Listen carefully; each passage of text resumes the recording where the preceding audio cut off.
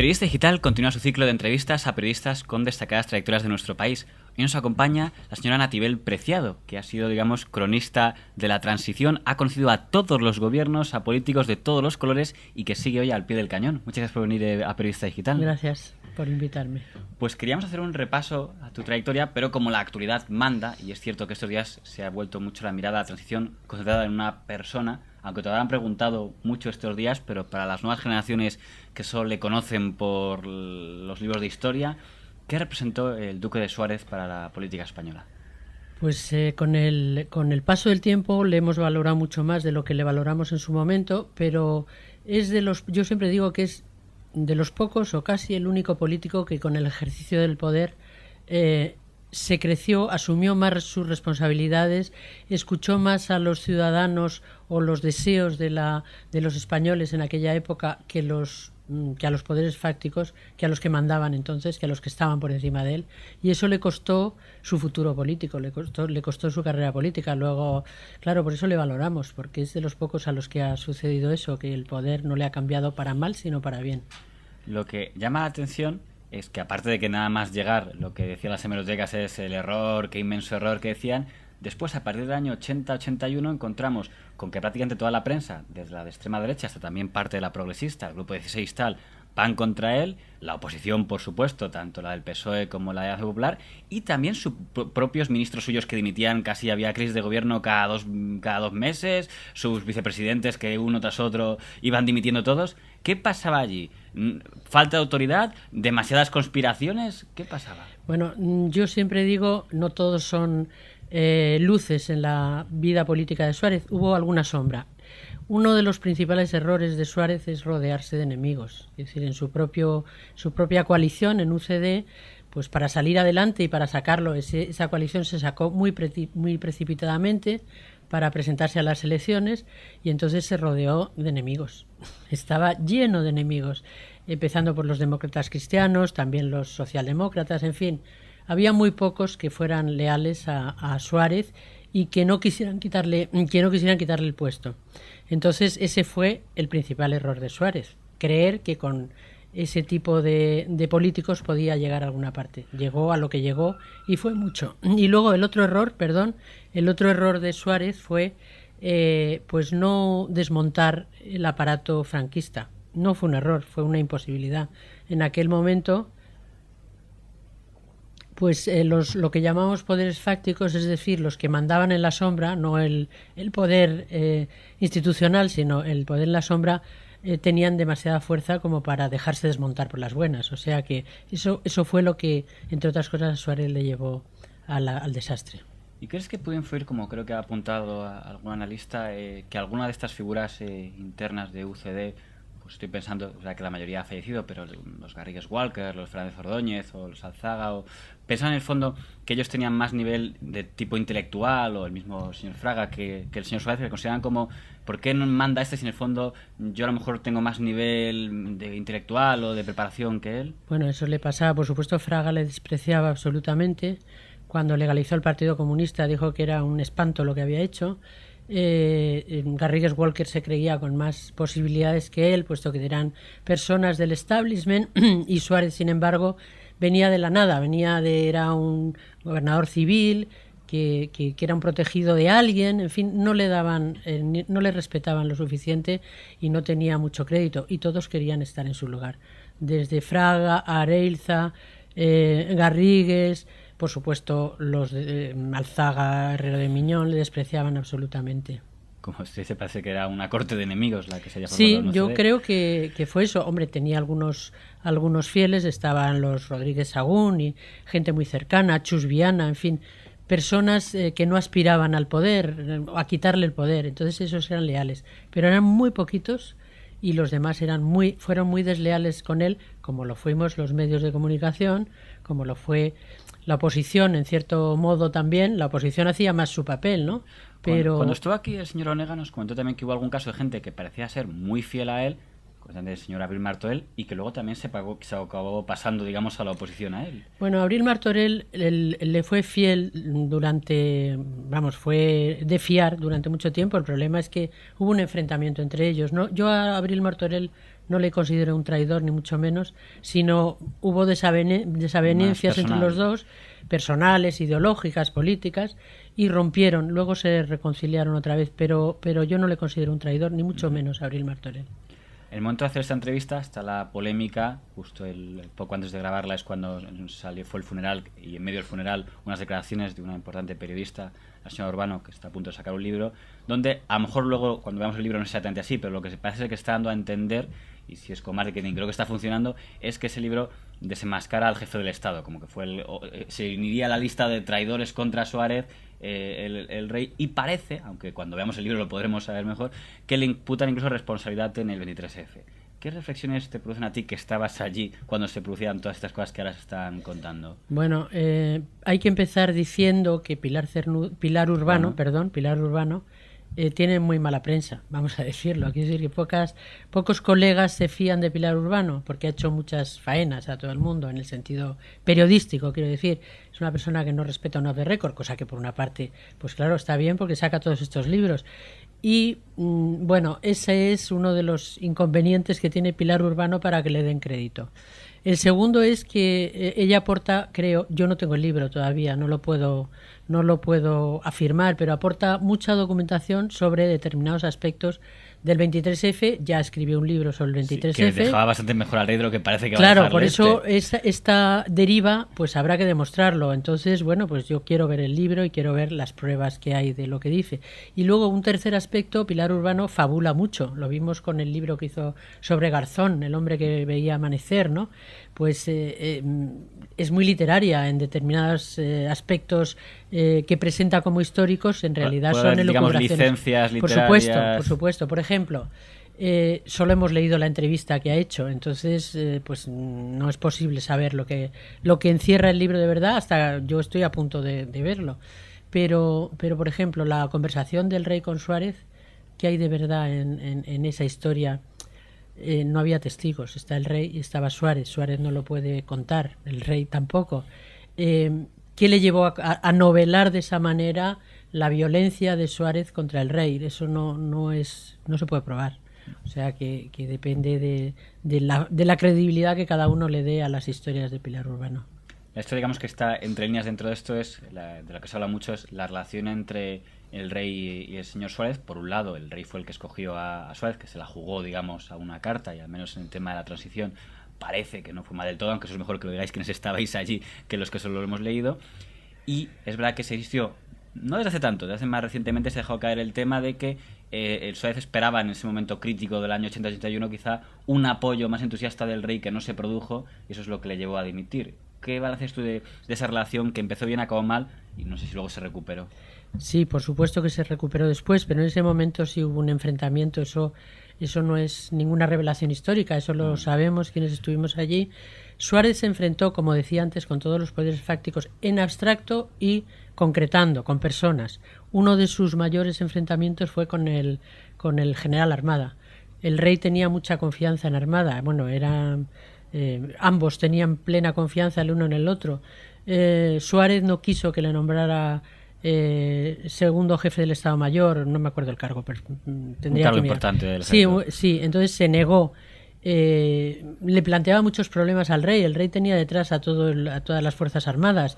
Entonces Suárez estaba cuestionado por las fuerzas armadas, cuestionado por la embajada americana, puesto que se había entrevistado con Arafat, cuestionado por el lobby judío, cuestionado por el mundo empresarial. En fin, Suárez estaba todo el mundo quería tirar a Suárez, ¿no? Entonces el rey se dejó influenciar en ese momento por la cantidad de problemas que le planteaba en su establishment, en su mundo cercano, el mundo de las Fuerzas Armadas, las relaciones internacionales. Entonces se quiso desembarazar de él, eso está claro, y hubo un enfrentamiento, no sé en qué medida. Yo no estaba allí, no estaba en Zarzuela. Es cierto que hay testimonios que contó mucho después Sabino Fernández Campo. Las fuentes que tiene Pilar Urbano pues las hemos tenido todos, lo que pasa que quizá no les hemos perseguido con tanta intensidad como Pilar Urbano, y ella ha sacado más cosas probablemente. Y quizás jugar un poco a las hipótesis, pero ¿tú crees que en aquel momento, en la España del 81, en la que todos los poderes políticos, mediáticos, fácticos, ejército, parecía que ponían en cuestión que el siguiera al señor Suárez. ¿Podía pensarse que si Suárez se hubiera cerrado en no dimitir, podría haber corrido peligro la joven democracia parlamentaria de España? Yo creo que sí, que esas palabras que dijo el día de su dimisión eran muy certeras. Él no pensaba que iban a dar un golpe al día siguiente, yo creo que eso no, pero sí que con su dimisión podían calmarse un poco los ánimos de los golpistas, entre otros, de muchos más, pero de los golpistas también. La verdad es que había cierto... Bueno, ni su gobierno sabía nada, muy pocas personas de su gobierno. Yo el mismo día que dimitió Suárez estaba en una comida de trabajo con Rafael Calvo, el ministro de Trabajo concretamente. Y se quedó de los fieles a Suárez, bueno, ¿no? pues se quedó tan sorprendido como todos los demás. No sabía que iba a dimitir. Por lo menos lo disimuló tan bien que era imposible. Dijimos, pero ¿cómo puede ser? Y dijo, voy a llamar, voy a interesarme. O sea, realmente quizá lo supiera de otra manera, pero para él fue una sorpresa. Entonces había mucho oscurantismo en el sentido de que, claro, Suárez estaba muy aislado en ese momento, no confiaba en casi nadie, no contaba sus decisiones, se lo contó creo que un día antes o un par de días antes a Sabino Fernández Campo. Se sintió muy desamparado cuando el rey no le trató de disuadir, entonces vio clarísimamente que se tenía que ir. Quizá, es una reflexión, a ver si me la compra, está recordando un comentario que hizo el actual presidente del gobierno cuando era jefe de la oposición, que le decía al anterior presidente, el problema no es su política, el problema es usted como persona. Quizá en España hay una tendencia, por comparar el tema del señor Suárez, con personalizar, es decir, convencer a la gente de que los problemas no son de un gobierno colectivo, sino de la persona, y por lo tanto hay que detestar al presidente del gobierno hasta que se caiga. Hombre, el poder siempre provoca rechazo, y entonces el que está en la cúspide del poder provoca más rechazo todavía. El hecho de no creer a Suárez durante tanto tiempo y luego reconciliarnos históricamente con él, incluso al poco tiempo dejar el poder, vimos que lo que había hecho era muy importante para España y que afortunadamente se quemó en el intento. Es decir, si no hubiera sido él no lo hubiera hecho otro, ningún otro líder de la transición hubiera sido capaz de hacer los actos de valor que tuvo Suárez, legalizando el Partido Comunista en contra también de los deseos de todos. O sea que estuvo muy bien lo que hizo. Pero sí tendemos a personalizar el poder en una persona. Si esa persona es más democrática, comparte más sus decisiones, no tiene tanto personalismo, pues supongo que seremos más respetuosos con él, puesto que vemos que se comparte con todo el gobierno. Pero yo creo que se tiende a personalizar el poder siempre en una imagen aquí y en Pekín. Bueno, en Pekín, por supuesto, más que en ningún otro sitio. En París, quiero decir, en Matignon. Un último punto en este tema, y ya cambiamos de tercio. A veces da la impresión, y eso quizás es un reproche que puede hacerse a mi generación o a los que están por debajo de ella, de que cuando se mira con la transición, y se ha escuchado algún comentario en alguna tertulia en esta dirección, hay un cierto menosprecio hacia lo que fue la transición. Como dicen, bueno, ya va siendo hora de que despertemos, como si aquello fue un sueño, una mentira que nos han vendido. A los que estuvisteis allí en ese momento en la transición, ¿qué piensas cuando oyes que algunos sectores, quizá más minoritarios de lo que parece, pero miran esa etapa con menosprecio, como la mentira que nos vendieron, aquí fue la cesión, y que ven que aquí, pues por un lado, pues los Fraga y tal, Suárez eran los franquistas de toda la vida, y Carrillo y Felipe la izquierda que no quiso dar la batalla, y todo aquello fue un apaño y una gran mentira? Bueno, yo no comparto esa teoría, comprendo que se llegue a esa conclusión después de las derivas de lo que ha quedado de la transición.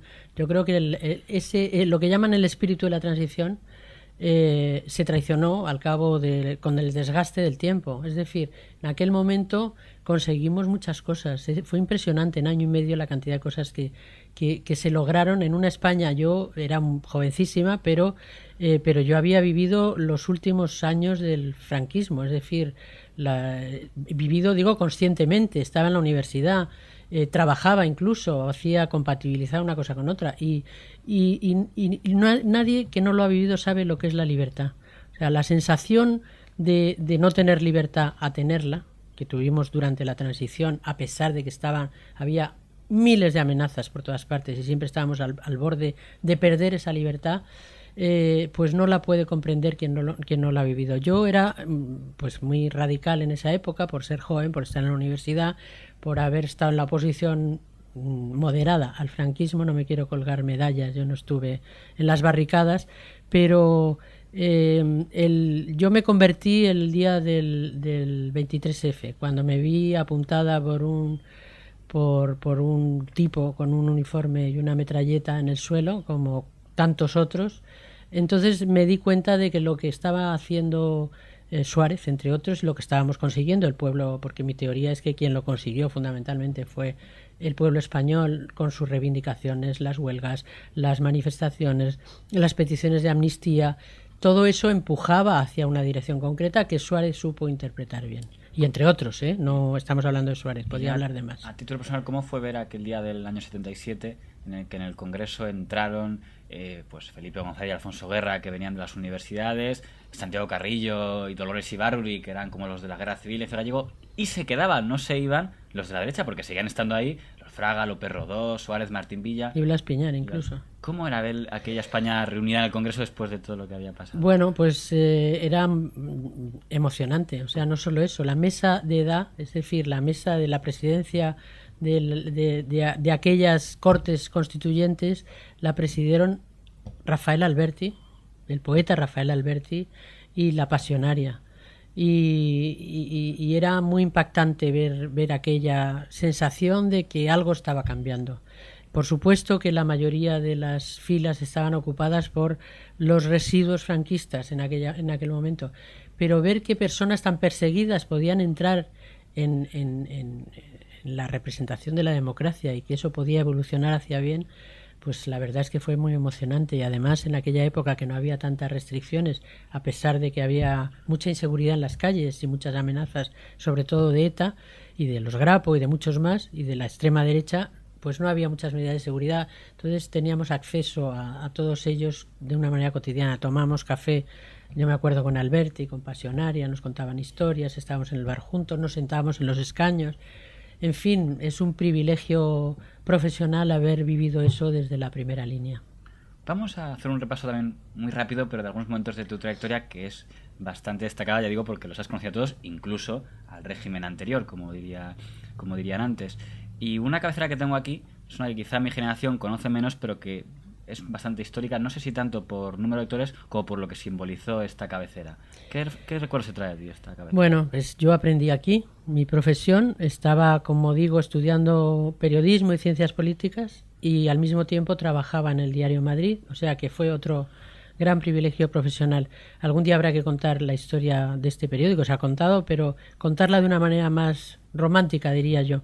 Los dueños del periódico eran parte del régimen, en ese momento se oponían al franquismo porque veían venir el final y querían situarse en el futuro, pero junto a ellos llegamos una serie de jovencísimos periodistas. Yo era la más, bueno, no había becarios entonces, pero estaba aprendiendo, y muchos otros, pues no sé, desde Miguel Ángel Aguilar, Vicen, Julio Bustamante, en fin, muchas personas que aún seguimos en activo, que creíamos realmente en la democracia, en la transición democrática, en defender unas ideas, y era asombroso las pequeñas cosas que se publicaron en este periódico de una manera tolerada por la dirección, tolerada por los que tenían el dinero y el poder en el periódico, porque les interesaba. Decían que éramos compañeros de viaje. Se publicaban huelgas, persecuciones, juicios en el Tribunal de Orden Público. En fin, fue un aprendizaje emocionante, aunque había que escribir con mucho cuidado porque todavía, como sucedió, te podían cerrar el periódico. Lo cerraron un par de veces y a la tercera fue la vencida. A la tercera hicieron una demolición simbólica. Ha habido aquí una controversia aquí en Periodista Digital cuando han venido algunos. La mayoría de gente que ha venido, que trabajó en Madrid, como Miguel Ángel Cozal o tantos otros, coincidían un poco en lo que tú estabas contando, que fue, digamos, una de las referencias. Pero hubo una excepción, que fue don Antonio García Trevijano. Bueno, es que fue el que dinamitó el periódico. Dinamitó el edificio para construir unos apartamentos. Claro, él, si no le entendí mal, lo que nos dijo en la entrevista es que el cierre fue por motivos económicos. Digo, que como se dio cuenta que había poco dinero en el periódico, digo, vamos a provocar que la editora no cierre para así luego poder cobrar una indemnización. Bueno, no sé los tejemanejes de los que tenían el dinero y el poder en ese momento. Vamos, o sí lo sé, pero en fin, no me meto en ellos. Lo que sí sé es que el régimen lo que quería era aprovechar, quitarse de encima el periódico. Quizá los que tenían el dinero y el poder, como García Trevijano, provocaron un cierre por algún motivo, Pero no la tengo ni redacción idea. no estaba... Pero desde luego, la parte de la redacción, de los que han pasado por aquí, a los que me he referido, el día que cerraron el periódico Madrid, pues sí, lloramos porque no porque nos quedásemos en la calle, que nos quedamos, sino porque se apagaba un medio donde había un conato de libertad de expresión que iba a ser lo que vino después. O sea que tuvo mucha importancia tanto el experimento del Madrid como el cierre, como la demolición del periódico por el régimen de Franco. Otro medio en el que trabajaste, que era uno de los periódicos más importantes de Madrid, lo sigue siendo, pero supongo que en aquel momento aún más, era el diario ABC, que aún estaría dirigido por don Torcuato Luca de Tena y Brunet. Sí, me llamó Ansón, acaba de sacar el suplemento literario los domingos de ABC, literario no, los domingos de ABC, y justo aprovechando el cierre del Madrid encontré trabajo ahí. Estuve poco tiempo, pero hice cosas interesantes. Hay un reportaje que me ha llamado la atención, que es este que se llama Los cantantes regionales de 1970, por lo que es la España 1970, que empezaba diciendo, era sobre el catalán, gallego y vascuence, y dice, la burguesía y las medias clases han despreciado siempre el vascuence, el gallego y otros y el catalán, digo, como que han querido que desapareciera. En aquel momento hacer un reportaje sobre el catalán, el gallego y el vascuence, supongo que habría un sector del búnker, por llamarlo así, que no le haría demasiada gracia. La menor. Pero lo que sí hizo Ansón es dar cierta libertad a sus redactores. Entonces siempre ponía, en este quizá no, pero en otros reportajes que yo hice, ponía un antetítulo, una opinión de la casa de ABC, de la dirección, diciendo no compartimos las opiniones, lo cual decía mucho en su favor, que decir, nos dejaba dejar lo que quisiera. Pero alguien podría decir, no digo que fuera así, alguien podría decir que era una forma también de decir, no tenemos nada que ver con esto. Claro, no, él no compartía la opinión de muchos de los que nos dedicamos, incluso aunque fueran reportajes. Sí, pero esta entradilla fue un poco demoledora. Claro. Bastantes otras también. Claro. Aquí hay un punto que igual es más anecdótico, pero ya por unos compañeros que tengo que son un poco hemeroteca del buitre me decían qué curioso es que aparte de molestar a la extrema derecha, también molestó. Sí, porque no era lo suficientemente radical. Joan de Sagarra publica aquí un recuadrito brutal, metiéndose conmigo, sí. Donde además, aparte de que hace alguna referencia que hoy en la actualidad supongo que no podría sonar un poco diciendo estaba a acabar escribiendo en el Ola y tal, que puede sonar un poco machista, pero aparte digo, le molestaba, claro, que no llamase idiomas al gallego, al vascuence y al...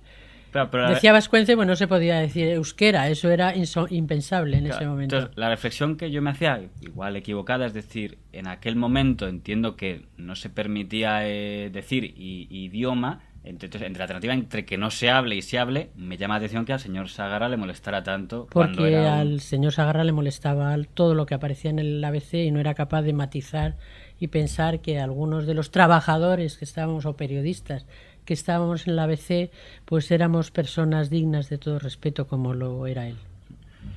Otro grupo es puro sectarismo, como eso, de eso sí entendemos mucho ahora. Por la escudería, no está en escudería ABC, pues ya todos... Si está en ABC no puede decir nada a favor, o sea que aunque saque a todos estos cantantes que son, bueno, imagínate en esa época, los conciertos se prohibían de muchos de ellos y entonces pues le parecía que no, que el ABC por algo lo haría, ¿no? Y no era capaz de distinguir. Yo era muy joven, de todas formas, y no me conocían lo suficiente. Pues, aunque ya, tío, que ya tan joven ya hubiera bofetadas. Bueno, eran las trincheras como ahora. Siempre ha habido trincheras. Eso llama la atención cuando la gente dice, uy, ¿cómo está la prensa? Perro, por lo que veo siempre ha sido así. Siempre ha sido así, siempre ha habido sectarismo, excepto había menos sectarismo en la época de la transición plena, porque todos teníamos un objetivo común y un enemigo común, y eso unía mucho. Unía mucho, pues cuando había atentados contra la prensa, había más solidaridad. Cuando había atentados contra cualquier otra persona, pues también nos sentíamos amenazados, porque se estaba amenazando a la libertad de expresión que queríamos que llegara como fuera y que estaba llegando. Un medio del que se considera que tú tuviste mucho que ver con su creación, y si no me corriges, es la revista Tiempo. Sí. Fuiste un poco como cofundadora junto a don Julián Lago de lo que fue la revista Tiempo. ¿En qué momento entraste, digamos, en esta escudería Z, por así decirlo? Pues entré antes porque se hizo una revista que se llamaba previa, que duró muy poquito, que fue una especie de experimento de prensa generalista que hizo Antonio Asensio. Entonces, en esa revista que me llamaron, estaba Ignacio Fontes, Ángel Petrica, en fin, una serie de periodistas de la época, y entonces me llamó Julián Lago para que hiciera las entrevistas en Interview. Empecé a hacer las entrevistas políticas en Interview. De ahí se hizo un experimento que era las páginas centrales, hacer lo que iba a ser Tiempo, y entré desde su fundación, es decir, lo fundamos entre unos poquitos con Julián Lago, que fue el que nos llamó para hacer Tiempo. Es una revista en la que no sé si estuviste eso no sé si es un error, en una revista que duró muy poco, de don Emilio Romero, aunque el propietario era Agustín de Quintos, que era La Jaula. No. Porque he visto en alguna nota de Merotequiza que si tuviste algún tipo de pleito con Agustín de Quintos. Bueno, no, simplemente me encargó cuando nombraron a Juan Carlos sucesor a título de rey, me encargó una serie, justo cuando iba a ser nombrado rey, una serie sobre los Borbones que hice con un experto en monarquías y una persona que lo sabía todo de eso, que era Jean-Pierre Degan, que era muy juancarlista, pero hicimos una cosa, bueno, quizá un poco crítica con la historia de los Borbones. Se llamaba La cara de los Borbones. Hubo un momento en que se suspendió la publicación, eran fascículos, salía todas las semanas, entonces se suspendió, nos dejó colgados, no sabemos muy bien los motivos, y bueno, pleiteamos con él porque nos había dejado porque de mala manera. Parecía que iba a ser, digamos, uno de los editores de la transición y se esfumó de repente. Se esfumó, no sé muy bien cómo desapareció el señor de Quinto. Pues volvemos al señor Asensio, que ese sí ejerció como editor durante mucho tiempo hasta que se falleció.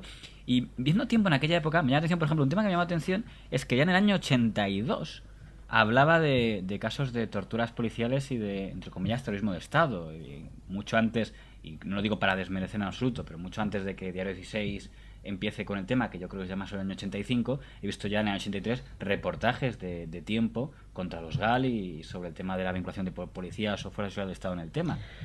El éxito de Antonio Asensio fue adelantarse a esa libertad de expresión, pelear mucho por la libertad de expresión. Interview fue un experimento que triunfó precisamente porque no solamente daba reportajes de señoras desnudas y esas portadas espectaculares, sino que en Interview colaboraban, bueno, pues desde Manuel Vázquez Montalbán hasta Antonio Álvarez Solís, hasta yo misma hacía las entrevistas. Quiero decir que muchos opositores también y demócratas consolidados como Vázquez Montalbán escribían en la revista Interview y se publicaban reportajes ya antes que en Tiempo todavía, reportajes de denuncia contra las torturas, la corrupción, los desfalcos, tiró de la manta del régimen y sacó muchas exclusivas impresionantes. Interview y por supuesto Tiempo siguió en esa línea y gracias al apoyo de un empresario, un editor como Antonio Asensio, que se la jugaba por la profesión también. Si tuvieras que medir el grado de libertad de aquella época, porque a mí me ha llamado la atención leer cosas en el año 80, 81, como periodista de Interview Ricardo Cid Cañaveral en la cárcel por no sé qué historia, no sé qué periodista, sí. O sea, aún hoy a lo mejor hoy es algo de un multazo o algo, pero no entiendes que va a ir un periodista a pasar una noche en prisión por un reportaje. Bueno, sí, se jugaba uno más la libertad en esa época, pero frente a esos intentos del poder por tapar la boca a la prensa, a cercenar la libertad de expresión, pues había editores. Yo defiendo mucho a varios, ¿no? Entre otros a Asensio, hubo muchos más, pero claro, como con Asensio trabajé tanto tiempo. Pero, por ejemplo, a mí me sucedió una anécdota, cuento muy brevemente. En una de las entrevistas que le hice a Manuel Fraga, lo voy a decir tal cual, porque está publicado en Tiempo, me mandó a la mierda directamente. Era una entrevista un poco tensa porque era sobre su etapa cuando dijo la calle es mía, los sucesos de Montejurra, de tal. Entonces yo le iba preguntando después, al cabo del tiempo, por algunas relaciones actuales y por si comprendía al ministro del Interior de la época, etcétera, etcétera. Entonces fue una entrevista horriblemente tensa, que yo le pregunté todo lo que le tenía que preguntar y él contestaba de muy mala manera. Y yo seguía y ya al final de la entrevista me dijo: ya hemos terminado. Bueno, muchas gracias, señor Fraga, tal. Apague el magnetófono. Apagué el magnetófono y dijo: si fuera usted un caballero le mandaría a la mierda inmediatamente. Y dije, pero bueno, ¿cómo me dice esto? ¿No? ¿Cómo que un caballero? Él era el presidente de la Alianza Popular, sería. Sí, entonces estaba en su despacho y entonces me echó, estaba el fotógrafo de testigo, me echó del despacho y dije, no, pídame disculpas o publico esto que me acaba de decir. Ni caballero, ni señora, ni nada. O sea, me acaba de mandar a la mierda. Fuera de aquí y tal. Entonces llegué a la redacción, ahora sería impensable. Y dije, oye, Fraga me ha mandado a la mierda, lo quiero publicar. Entonces dije, si me pide disculpas, le mandé una nota incluso. Dije, me pide disculpas, tal, nada, ni caso. Y entonces lo publiqué amparada por el editor y por el director. Bueno, fue un escándalo. Antonio Asensio, el director sería Julián Lago en ese momento. Julián Lago y Antonio Asensio dijeron, sí, oye, nada. Y salió Fraga manda la mierda. Sí, en portada. Fraga manda la mierda a Natividad Preciado. Entonces, de Alianza Popular de esa época me mandaron disculpas, ramos de flores, perdónale, no sé qué tal, pero él no, nunca me pidió perdón. Luego hice más entrevistas con él, siempre con cierta tensión. No soy la única que he tenido problemas con Fraga.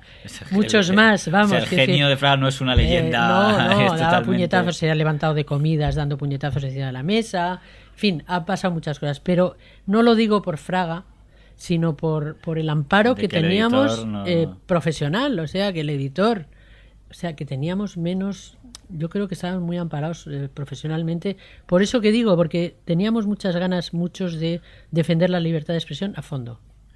La gran, digamos, duda o incógnita que hay en torno a Antonio Asensio, aunque quizás esto es más la magnitud empresarial que la magnitud de los periodistas, es que se le ha echado en cara una especie de cambio de alianzas, sobre todo en los años 90, ¿no? Porque dicen que en un momento como que era un grupo, se supone, más bien progresista. Llega el PP al poder y parece de repente que va a ser el grupo afín al PP, luego acaba tortas con el PP y Aznar y dice en el Congreso que le han amenazado un portavoz del gobierno y tertuliano, pero luego acaba vendiendo Antena 3 a un grupo amigo del gobierno, con lo cual, que era Villalonga. Entonces la gente dice, ¿pero qué pasa? ¿Que cambiaba de bando constantemente? No, Antonio Asensio tuvo una trayectoria respecto al periodismo inequívoca. El final, supongo que las dificultades económicas te hacen aparentar lo que no eres. Una cosa es su vertiente empresarial, que fue muy llena de dificultades al final, todo el episodio de Antena 3, en fin, tuvo grandes problemas, y otra cosa es su trayectoria periodística, porque Antonio Asensio era de los que hacía los titulares con nosotros, iba a la redacción y preguntaba, ¿y qué te ha dicho? Y le interesaba mucho. O sea que la mayor parte de la vida de Antonio Asensio no tiene mácula. Después, los vericuetos empresariales, en eso ya no me meto. Hay algunos que dicen que el gran, creo que fue Pablo Sebastián, algo que decía que el gran drama de los editores es cuando salió el tema de las televisiones, ¿no? Y eso destartaló a todos las posiciones que tenían en ese momento. No solo Asensio, sino Prisa, absolutamente todos se deslumbraron por esa posibilidad de tener televisiones. Hay quien ha dicho que uno de los grandes dramas que ha hecho que los grandes grupos mediáticos actuales estén en momentos difíciles, desde El Mundo hasta Prisa, hasta ABC, es que quisieron tener canales de televisión propios y no ha tenido éxito, creo que ninguno de los... Ese fulgor les cegó a todos, nos cegó a todos. Pues dos temas antes de terminar que quería tratar contigo. Uno sería, quizás un poco jugar al termómetro, pero puedo intentarlo.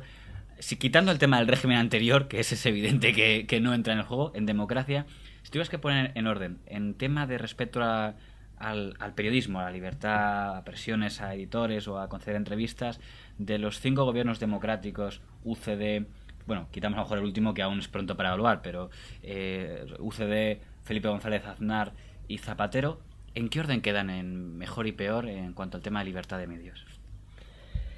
Desde el punto de vista político, desde luego, en la época de Suárez, que no podía con la prensa, a pesar de que había intentos de, pues eso, cuando alguien como Ricardo Cid Cañaveral, del que recuerdo muy bien y del que fui muy compañera y trabajé con él, pues le metían en la cárcel, pero el poder político era respetuoso con los medios. Quiero decir, Suárez aguantó mucho.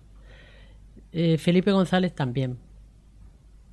El problema se empezó a torcer, yo creo que cuando se metieron cuando los empresarios querían tener también el poder, los empresarios que se dedicaban a otras cosas quisieron también tener poder en la prensa, cuando se hicieron los grandes grupos, cuando ya se perdió un poco... Es que esos grupos como la ONCE, Banesto Claro, o cuando ya se Telefónica metieron, metían en esos medios. fueron los que desvirtuaron el respeto a la libertad de expresión o el respeto a los periodistas. En ese momento nos quedamos como algo bastante más insignificante de lo que fuimos en esa época de la transición, donde te defendían incluso las entrevistas que podías hacer o los titulares que querías poner, era insólito. Después somos menos cosa de lo que éramos entonces. ¿Y en el caso de los últimos gobiernos Aznar y Zapatero? Bueno, ahí estaban ya los intereses empresariales de grandes holding y se desborda un poco. Lo que pasa que yo siempre digo lo que decía Jean-François Revel, que la democracia tiene que tener guindas de apariencia de libertad absoluta, que eso es lo que somos o lo que pretendemos ser muchos periodistas a una hora en esta época, ¿no? A pesar de que dicen, ahora no podéis decir lo que queréis porque estáis al servicio de los grandes grupos, pero que damos unas muestras que, bueno, a lo mejor somos residuos, pero bienvenidos sean. Es el último tema que quería tratar, presidente, lo has introducido ya, que es, por un lado, la crisis del periodismo actual, es un poco la pregunta que hacemos a todos que vienen por aquí. No me meto tanto ya en el tema económico como en la crisis de imagen, porque por un lado se ha comprado la idea ya del periodismo, todos están vendidos a sus dueños, todos, ¿no? Y luego también la imagen se ha deteriorado mucho, ¿no? Creo que después de la política, la imagen de los periodistas, es verdad que en tu caso no te hemos visto nunca gritando en ninguna televisión, pero hay quien dice que por las tertulias eso no ha ayudado a la imagen, otros dicen que a lo mejor es por despidos, que son más de esos empresarios. ¿Qué ha pasado para que, si es que es verdad, que la imagen del periodismo, aparte de la crisis económica, hay una crisis, digamos, de deterioro de imagen?